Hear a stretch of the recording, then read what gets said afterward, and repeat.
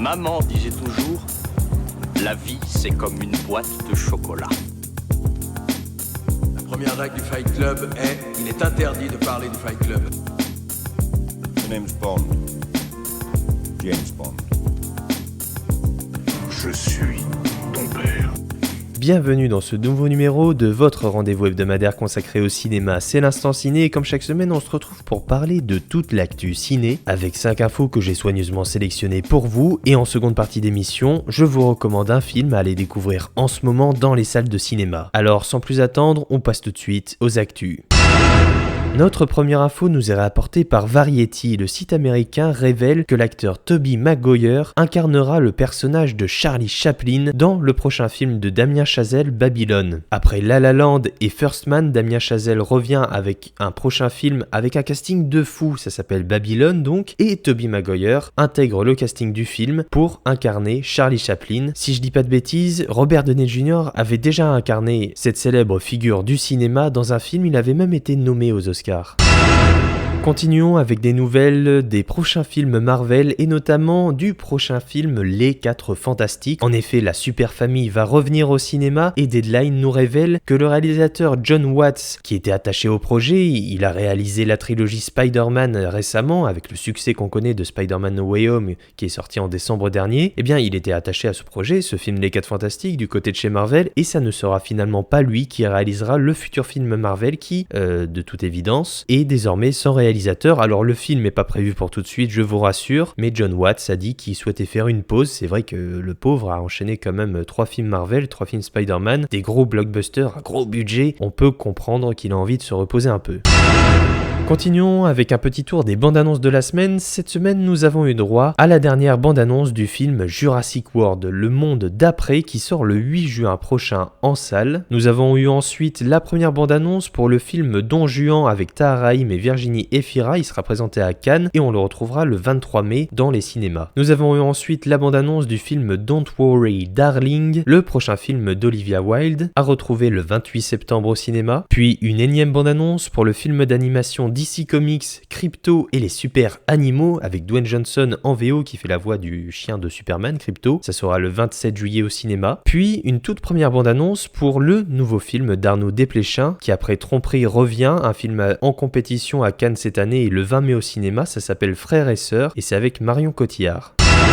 Continuons toujours dans les actualités, je vous avais dit la semaine dernière que le réalisateur Justin Lin, qui a réalisé plein d'opus de la saga Fast and Furious, a quitté la réalisation de ce dernier Fast and Furious, Fast X, le 10e film, le 10e opus de la saga Fast and Furious. Je vous avais dit que la semaine dernière c'était pour des différents créatifs, et là, une source anonyme a révélé, comme je l'avais hypothétisé la semaine dernière, c'est bel et bien Vin Diesel qui est à l'origine de ce départ. Le réalisateur et l'acteur emblématique de la saga ne s'entendaient plus, il disait qu'il était en retard quand il venait sur le plateau, qu'il était plus en forme, qu'il connaissait pas son texte. Donc Justin Lin, semble-t-il, en a eu marre et a décidé de quitter définitivement le projet Fast and Furious, qui est un peu son bébé. Donc on est évidemment triste de voir ça. Mais le film qui avait justement commencé son tournage, et c'était pour ça que c'était très problématique, et qui devait trouver très vite un réalisateur pour justement reprendre en main le projet et éviter de perdre des sommes astronomiques, parce que du coup il perdait des jours de tournage, eh bien cette personne-là n'est ni plus ni moins que Louis Leterrier. C'est Deadline qui nous a révélé l'info. Louis Leterrier, réalisateur français, à qui l'on doit notamment le transporteur, Danny the Dog, l'incroyable Hulk du côté de chez Marvel, le choc des titans, Insaisissable. Il a réalisé la série Dark Crystal et Lupin pour Netflix, et il a également toujours pour Netflix réalisé le film Loin du Périph', la suite du film De l'autre côté du Périph' avec Laurent Lafitte et Omar Sy qui sort ce mois-ci sur Netflix. Bien, Louis Leterrier va donc remplacer Justin Lin à la réalisation de Fast X. On lui souhaite évidemment bien du courage parce qu'on a bien compris que c'est compliqué. Après, Louis Leterrier, pour ne pas dire être expert de sa filmographie, mais en connaître un peu, il a l'habitude de gérer les grosses productions bordéliques hollywoodiennes. Alors des fois ça fonctionne, des fois ça ne fonctionne pas, mais c'est quelqu'un qui n'a pas froid aux yeux, donc je pense que ça pourrait potentiellement marcher, d'autant plus que Louis Leterrier sait très bien gérer les films d'action et les grosses poursuites en bagnole, on le sait avec la saga Transporteur. D'ailleurs, il pourrait potentiellement retrouver Jason Statham, puisque Jason Statham fait partie de la saga Fast and Furious, il joue le personnage de Shaw, donc pourquoi pas un retour de Louis Leterrier et Jason Statham, avec Louis Leterrier derrière la caméra et ce bon vieux Jason devant la caméra en train de conduire de grosses bagnoles qui font boum boum.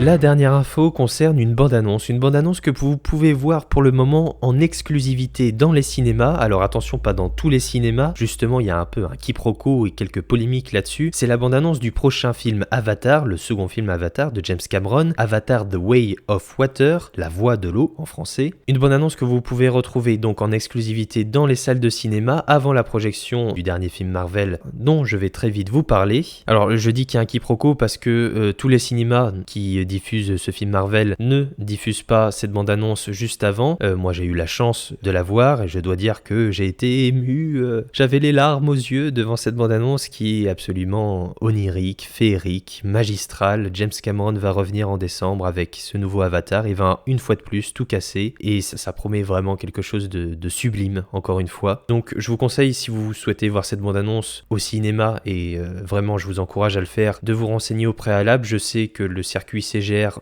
diffuse massivement cette bande-annonce. Après, c'est pas forcément le cas de tous les circuits. Je sais que UGC a, dans un premier temps, dit qu'il n'allait pas la diffuser, puis on fait un rétro-pédalage devant le mécontentement de certains spectateurs. Donc a priori, le circuit UGC aussi, Pathé Gaumont, Kinopolis. Après, pour les salles plus indépendantes, à vous de vous renseigner au préalable si vous venez pour ça, mais bon, venir au cinéma que pour une bande-annonce, bon, ça peut être un peu débile, mais néanmoins, ça vaut quand même le coup. Donc c'est pour ça que je vous encourage aussi à ne pas venir en retard au cinéma, parce que des fois on découvre des bandes annonces, et dans le cas d'Avatar The Way of Water, c'est une sacrée bande annonce et c'est à ne pas louper. C'est maintenant l'heure du film de la semaine, et cette semaine, je vous parle donc du nouveau film des studios Marvel, un film très attendu. Attendu même comme le Messie, tout comme son réalisateur, l'incroyable, l'unique Sam Raimi, qui revient à la réalisation pour s'occuper de ce nouveau long métrage Marvel qui s'intitule Doctor Strange in the Multiverse of Madness. Toutes les nuits, je fais le même rêve. Et là...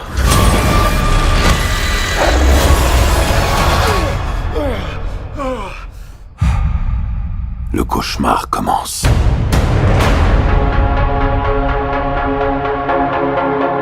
J'ai fait ce que je devais faire pour protéger notre monde.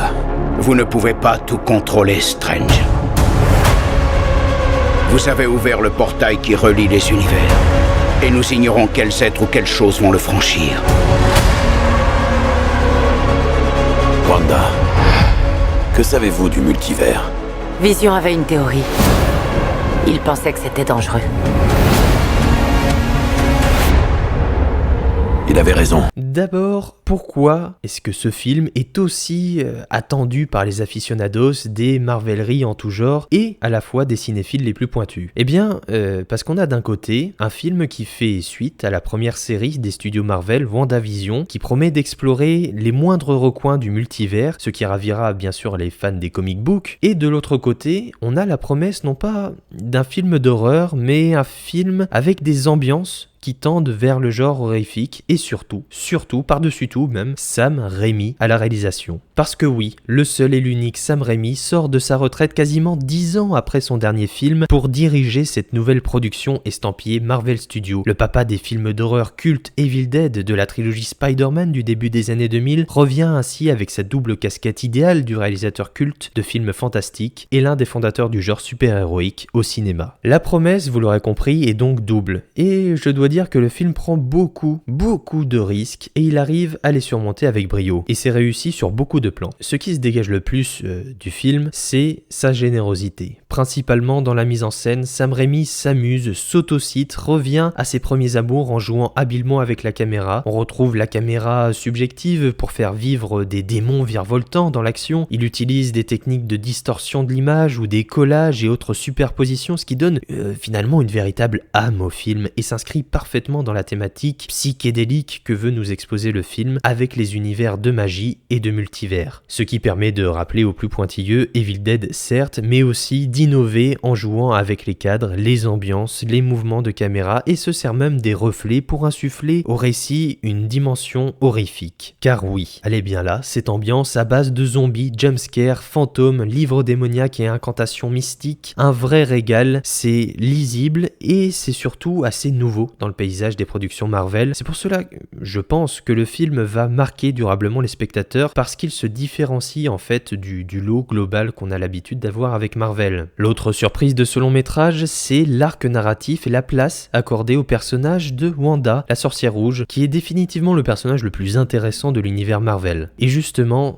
Sam Raimi le sait ça. Et c'est pour ça qu'il développe autant son histoire et la psyché du personnage dans les scènes d'action, mais aussi dans les moments les plus intimes, en laissant tourner la caméra pour montrer toute l'émotion suscitée par la tragédie qui entoure le personnage de Wanda. Et on ne le dira jamais assez, mais son interprète Elizabeth Olsen est superbe, elle laisse éclater tout son talent. Ce qui fait que Doctor Strange, du coup, il reste un peu en deçà. Alors il est présent et tout, avec son cynisme et son arrogance légendaire, mais sur le plan personnel, on est un peu sur une belle traversée du désert. Ainsi, vous l'aurez compris, c'est un pari réussi pour les exécutifs de Marvel, mais surtout un retour gagnant pour Sam Raimi, qui ramène d'ailleurs avec lui son confrère de toujours, le musicien Danny Elfman, qui a signé la plupart des partitions iconiques et entêtantes de ses longs métrages. Une fois encore, Elfman trouve sa place dans de belles envolées palpitantes et innove lui aussi de concert avec son ami réalisateur, dans une scène, notamment une scène d'action savoureuse entre deux Doctor Strange qui s'amusent à se balancer des notes de musique et des partitions lumineuses en pleine tronche. Ils s'envoient les notes de musique colorées et celles-ci produisent des sons différents. Bref, c'est un moment bougrement inventif et assez réjouissant dans le travail simultané de l'image et du son. Ainsi, ce Doctor Strange in the Multiverse of Madness fera taire tous les pisse-froids qui répètent sans cesse que les films Marvel c'est toujours la même chose. Non, c'est souvent la même chose, mais pas toujours. On sent tout le plaisir qu'a eu Sam Raimi pour confectionner ce film et on exulte vraiment devant ce résultat. Retrouver et distinguer clairement la patte iconique de ce réalisateur qui m'a fait rêver avec ses films durant mon enfance et qui des années plus tard revient pour prouver qu'il n'a rien perdu de son talent de metteur en scène, surtout dans le formatage habituel des gros studios hollywoodiens. Et ça me met presque la larme à l'œil, car ce film prouve que l'on peut toujours faire du cinéma digne de ce nom dans l'univers des super-héros aujourd'hui. On regrettera peut-être avec du recul le fait qu'il ait finalement fallu sortir Sammy de sa grotte pour nous le prouver.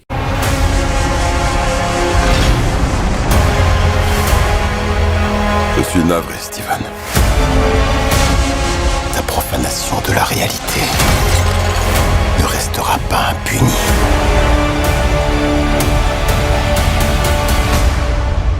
Nous devrions lui dire la vérité.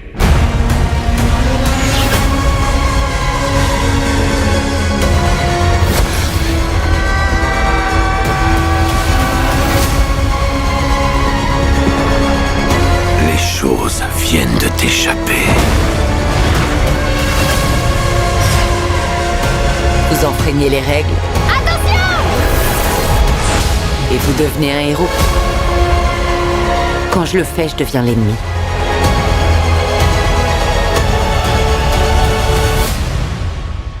Je trouve pas ça normal.